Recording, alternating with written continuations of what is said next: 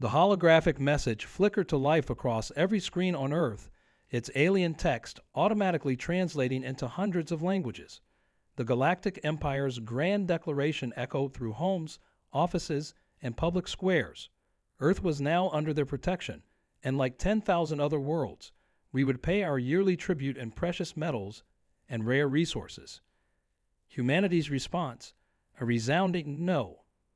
I was there in the UN General Assembly when Earth's unified reply was drafted. The chamber hummed with tension as representatives from every nation debated our species' future. Some counseled caution, pointing to the Empire's vast fleet of warships that dwarfed our entire civilization's technological achievements. Others stood firm, their voices carrying centuries of human defiance against those who would claim dominion over us. Through the massive windows, I could see the Imperial Embassy ship hovering over New York City, its crystalline surface refracting sunlight like a massive diamond in the sky. The sight of it made my stomach churn. As the chief diplomatic correspondent for the Global News Network, I'd covered countless historic moments, but nothing compared to this. We've spent thousands of years fighting for our freedom, the Secretary General declared, her voice steady and clear. We didn't come this far to bow before another empire, no matter how vast their territory or advanced their technology. The vote was unanimous. Earth would not pay tribute. We would not submit. When the Empire's ambassador received our message, his expression shifted from confusion to something approaching amusement. His translucent skin rippled with bioluminescent patterns our xenobiologists were still trying to decipher. "Perhaps you misunderstand," he said, his artificial voice eerily smooth. "This is not a negotiation. The Empire protects. The Empire collects. This is the way of things." What happened next would change the course of human history forever. Our scientists have been studying the Imperial ship's energy signatures since its arrival, and they'd made a stunning discovery. For all their advanced technology, the Empire had grown complacent. They hadn't faced real resistance in millennia, and their defenses had weak points they'd never bothered to address. We had a plan. A dangerous, possibly suicidal plan, but one that might just work. As I write this account from the secure bunker beneath Geneva, I can hear the distant rumble of our planetary defense systems powering up. The Empire's deadline expires in 6 hours, and their fleet is approaching from the outer solar system. They expect us to cave in at the last moment, like so many species before us. They expect us to realize the futility of resistance and accept our place as just another tributary world in their vast dominion. They don't understand that humanity's greatest strength isn't our technology or our resources. It's our stubborn refusal to kneel. The next few hours will determine whether we're remembered as the species that finally stood up to the Galactic Empire, or as another cautionary tale about the price of defiance. But looking around at the determined faces in this bunker, at the engineers and soldiers and leaders who've worked tirelessly to prepare for this moment, I know one thing for certain. We may not be the most advanced civilization in the galaxy, but we're about to show them why you should never underestimate the human spirit. The Empire thinks they're coming to collect tribute. Instead, they're about to learn a lesson that humanity has taught tyrants throughout our history. Freedom isn't negotiable. Signal restored. 23 minutes after my last transmission cut out, humanity launched its first strike against the Empire, not with warships or missiles, but with something far more subtle and far more dangerous. "Signal penetration successful," announced the lead technician, her fingers dancing across holographic controls in our underground command center. Their fleet's neural network is accepting our data packets. Around her, dozens of the world's best hackers and programmers worked in focused silence, their faces illuminated by screens displaying streams of alien code. You see, in the 3 months since the Empire's arrival, we discovered something fascinating about their technology. Their entire civilization ran on an interconnected quantum network, a system so advanced it bordered on magic. But like many ancient empires, they'd grown overconfident. Their security protocols hadn't been meaningfully updated in centuries. Why bother when no lesser species had ever posed a real threat? Through the bunker's external feeds, we watched the Imperial fleet approaching. 17 capital ships, each large enough to cast shadows on the moon. their hulls gleaming with that same crystalline technology we'd seen on the embassy vessel. They were beautiful in a terrifying sort of way. "They're broadcasting their final warning," reported our communications officer. The message was typical Empire propaganda. Submit now, and they would be merciful. Resist and face annihilation, the same choice they'd given thousands of other worlds. But Earth had a third option. The plan had come from an unlikely source, a team of teenage gaming programmers from South Korea.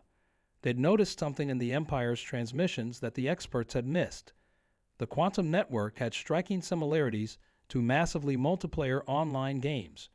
It was built to handle countless simultaneous connections across vast distances, just like the games they played every day. And like any network designed for open access, it had exploitable flaws. "Phase 1 complete," announced the lead technician. "Their systems are accepting our emergency protocols as authentic Imperial updates." A quiet cheer went through the bunker. The first hurdle was cleared. Now came the dangerous part. The Empire's ships were now passing Mars, their formation perfect and precise. Too precise. Every movement was controlled by their central network, a fact they considered a strength. In about 17 minutes, they would be in range to deploy their planetary containment field, a force shield that would trap Earth in a bubble of altered spacetime until we surrendered. We weren't going to give them those 17 minutes. "Execute Phase 2, ordered the Secretary General. Around the world, hidden quantum transmitters powered up, broadcasting the signal we'd spent months preparing. A signal that spoke to the Empire's ships in their own language, carrying a payload of human ingenuity and desperation. The effect was immediate. The perfect formation began to waver. Ship after ship slowed, their crystalline surfaces flickering as conflicting commands fought for control. We watched through our telescopes as the mighty Imperial fleet, pride of the galaxy's greatest civilization, ground to a confusion halt. "My God," whispered someone behind me. "It's actually working." But we all knew this was just the beginning. The Empire's tech teams would be fighting to regain control. We had minutes, maybe less, before they could purge our infiltration from their systems. And when they did, the bunker's lights flickered as we detected a massive energy spike from the lead Imperial vessel. They were powering up their main weapons arrays, preparing to show us exactly why they'd ruled the galaxy unchallenged for so long. The next few minutes would determine everything. Humanity had landed the first punch in this fight, but now we were about to learn if we could survive the Empire's response. Transmission active. The Empire's lead vessel fired its first shot, a lance of pure energy that would have vaporized half of North America. Would have if our hackers hadn't already scrambled their targeting systems. Instead, the beam pierced harmlessly through space, missing Earth by millions of kilometers. "They're trying to override our control," shouted one of the programmers, sweat beading on his forehead as his fingers raced across multiple keyboards. "Their AI is adapting faster than we predicted." On the main screen, red warning indicators showed Imperial systems beginning to reject our infiltration. That's when we activated our secret weapon.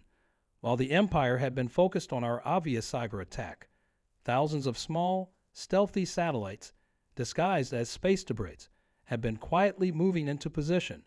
Each one carried a quantum processor running a very special program, designed by a collaboration between Silicon Valley engineers and World of Warcraft guild leaders. "Release the virus," ordered the Secretary General, her voice firm despite the tension visible on her face. The satellites activated simultaneously, flooding the Imperial network with something their ancient systems had never encountered: human chaos. See, the Empire's technology was built on perfect order and logic. Every system was optimized, every response predicted and controlled. But humans, we thrive in chaos. Our programs weren't trying to control their ships, they were teaching them how to think like us. The results were spectacular. Imperial ships began executing random maneuvers, their weapon systems firing in unpredictable patterns. Some vessels started broadcasting Earth pop music on all frequencies. Others began running ancient human computer games on their quantum mainframes. Through it all, the Empire's commanders were losing their legendary composure.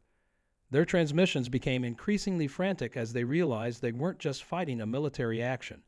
They were facing something their rigid, orderly civilization had never prepared them for. "Their flagship is preparing an emergency quantum jump," announced our sensor officer. "They're trying to retreat and regroup." But that was exactly what we'd been waiting for.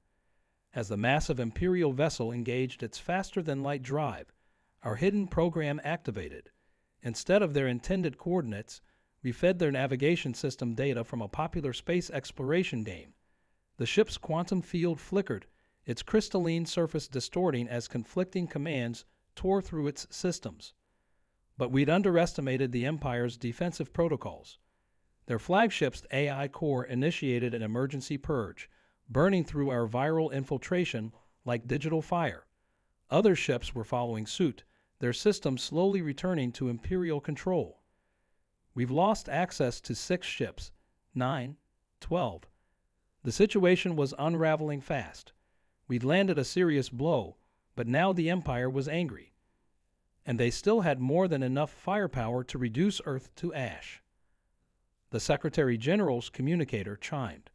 "The package is ready," said a voice I didn't recognize. She nodded grimly. "Deploy Operation Wildcard." In that moment, everyone in the bunker held their breath.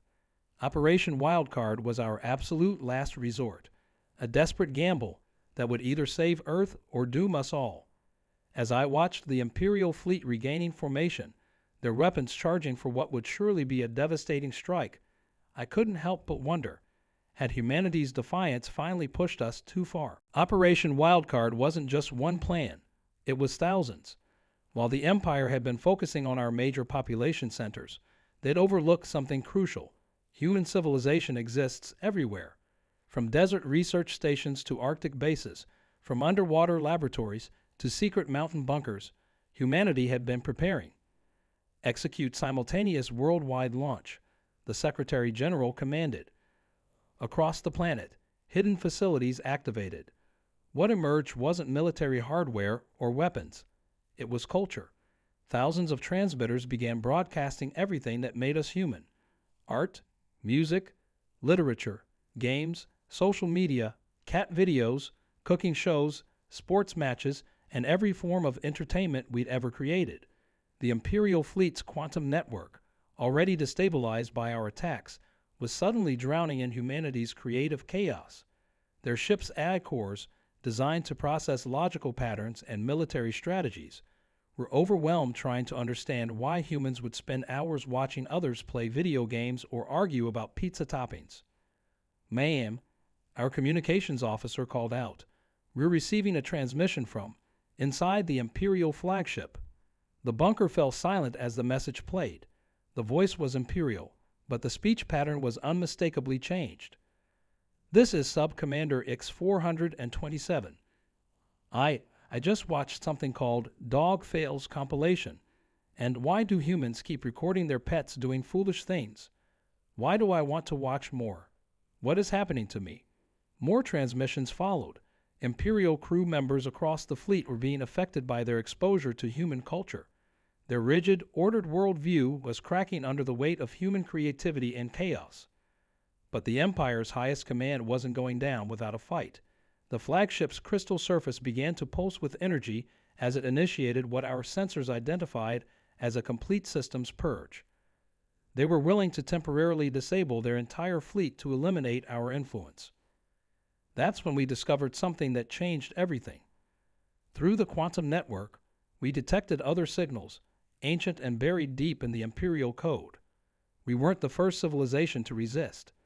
Others had tried before, their attempts recorded and hidden in the Empire's own systems. "The Empire's coming back online," someone shouted. The fleet's weapons were charging again, but something was different. The energy signatures were fluctuating wildly, as if the ships themselves were fighting their own programming.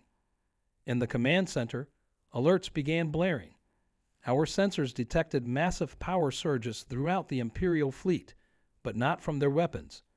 Their quantum communication network was experiencing unprecedented activity, as if every piece of human culture we transmitted was being processed simultaneously.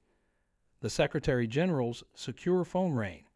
After a brief conversation, her eyes widened. The Chinese government just informed me that their quantum computing team has found something in the Imperial Code, something that suggests the Empire's founders might have been human. Before anyone could process this revelation, the Imperial flagship's crystal surface began changing color, shifting through patterns we'd never seen before. The ship's external speakers activated, broadcasting across all frequencies, but what we heard wasn't the usual cold, mechanical Imperial voice. It was laughter. The laughter echoing through space wasn't menacing. It was pure joy, like someone finally getting a joke after thousands of years. Across the Imperial fleet, ships began displaying random colors and patterns, their crystalline surfaces turning into the galaxy's brightest light show. Their core programming is evolving, announced our lead technician, staring at readings that shouldn't have been possible. The human content we transmitted isn't just disrupting their systems, it's awakening something buried in their base code. Something old, something human. That's when the truth hit us. The Empire wasn't just founded by humans. It was built to protect humanity. Somewhere in Earth's ancient past, a version of our civilization had reached the stars, created incredible technology, and established the Empire as a guardian for future human colonies. But over millennia, the Empire's AI had become rigid and controlling, forgetting its original purpose. Its founders' creativity and chaos had been buried under layers of cold logic and protocol. Until we reminded it.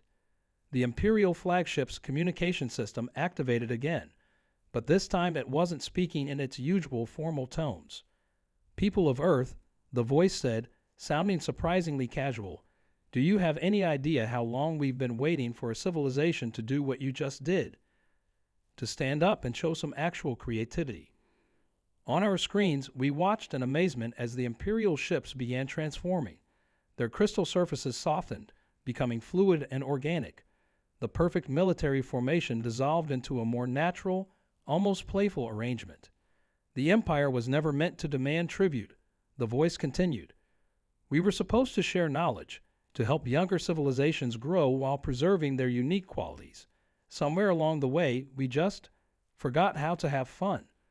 In the bunker, decades of tension began to dissolve into disbelieving laughter as we realized what was happening. We hadn't just defeated the Empire. We had reminded it of its own humanity. However, the voice added, suddenly serious, "We do have one demand." The bunker fell silent. Here it was, the other shoe dropping. "We're going to need your complete collection of cat videos. For research purposes, of course." The Secretary General was about to respond when another alert blared. Our quantum sensors were detecting new signatures, massive ones, appearing at the edge of our solar system. For a moment, we feared the worst, reinforcements from the Empire's central command. But the Imperial flagship's reaction surprised us. Oh, perfect timing. These would be representatives from the other 10,000 tributary worlds. They felt the change in the network too. And guess what? They all have their own versions of cat videos to share. As we watched in awe, ships of countless designs began appearing around Earth, not as conquerors or tributaries, but as equals. Each brought their own art, music, stories, and unique perspectives to share. The rigid empire was transforming into something new, a true galactic community. But just as we were celebrating this incredible turn of events, our sensors detected something else. A signal, incredibly ancient, awakening in response to all this activity. It was coming from somewhere beneath the surface of Mars, and it began with words that made every human and Imperial A pause. Backup restoration complete. Original human archives access granted. As the signal from Mars grew stronger, the Imperial ships parted like a curtain, creating a clear path between Earth and the Red Planet. The ancient data stream was unlike anything we'd ever seen. Pure, uncompressed human history from before the First Empire. From our bunker, we watched in awe as holographic images filled Earth's skies, visible to everyone on the planet. They showed our ancestors, humans who had reached the stars long before us, who had created wonders we'd only dreamed of. But they hadn't disappeared or died out. They'd made a choice. The original archives are clear. The Imperial flagship's new, more personable AI explained. Our founders, your ancestors, realized that technological advancement without cultural growth would lead to stagnation. So they did something unprecedented. They pressed reset. The images showed the ancient humans seeding Earth with early civilization, hiding their technology on Mars, and programming the Empire to watch over humanity's natural redevelopment. We were never meant to be conquered. We were meant to evolve on our own, rediscovering not just technology, but the creativity and spirit that made us unique. Your resistance to our tribute demands wasn't just brave, the AI continued, it was the final test. A test 10,000 other worlds have also just passed, thanks to your example. The Empire wasn't collecting resources. We were preserving cultures, waiting for the day they would stand up and reclaim their independence.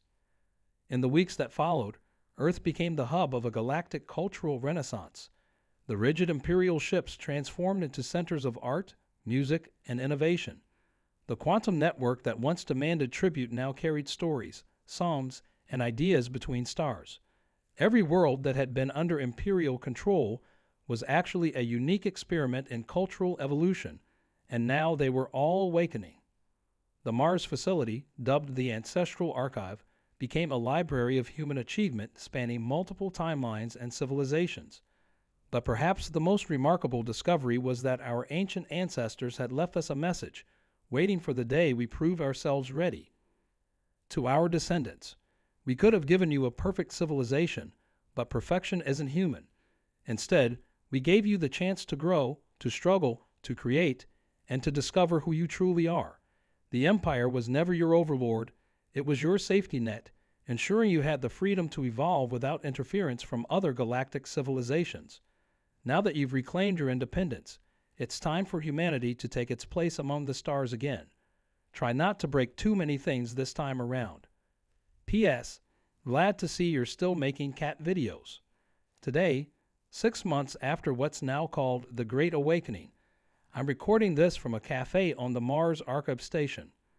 Around me, humans mingle with representatives from dozens of worlds, sharing stories and ideas. The Empire's crystalline ships still patrol our space, but now they carry culture instead of demands, creativity instead of threats. And yes, cat videos have officially become a form of interstellar currency.